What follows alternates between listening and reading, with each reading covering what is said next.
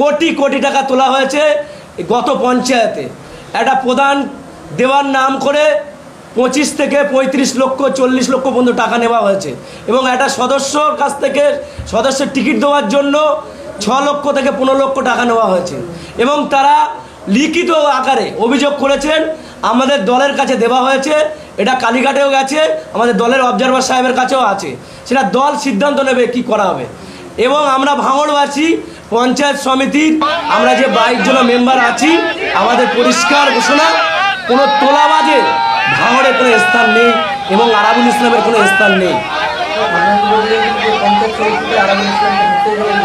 দেখুন, সেটা আমরা প্রোটোকলে আমরা মোটামুটি সরকারি নিয়ম মোতাবেক আমরা সদস্য করেছি, সদস্যরা নির্বাচিত করেছি। আমাদের সহসভাপতি যিনি আছেন ওনাকে সভাপতি ইনচার্জ দেওয়া হয়েছে সবার সম্মতি নিয়ে। সেই সম্মতি নিয়ে উনি সভাপতি, এখন উনি কোনো পদে নেই, উনি একটা পঞ্চায়েত সমিতির সদস্য হিসেবে থাকবেন। ওনার আসার ইচ্ছা হলে আসবেন, কোনো অসুবিধা নেই, কোনো তোলাবাজের আশ্রয় দেবেন না। এবং তার সঙ্গে সঙ্গে আমাদের দল, আমাদের মহান নেত্রী প্রকাশ্যে মিডিয়ার সামনে বলছেন কোনো তোলাবাজের রাজনীতিতে কোনো পদ নেই।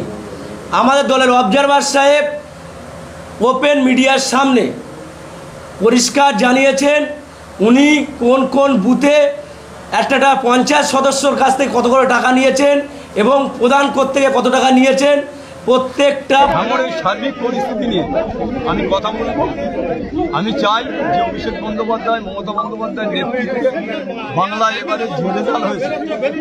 2026-এ তৃণমূল কংগ্রেস আবার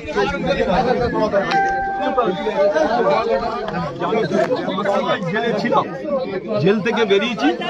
আমি চাই ভাঙড়ের মানুষ সবাই ভালো থাকুক, সুস্থ থাকুক, আমার নেত্রী মমতা বন্দ্যোপাধ্যায় সুস্থ থাকুক, ভালো থাকুক, নেতা অভিষেক বন্দ্যোপাধ্যায় সুস্থ থাকুক, ভালো থাকুক।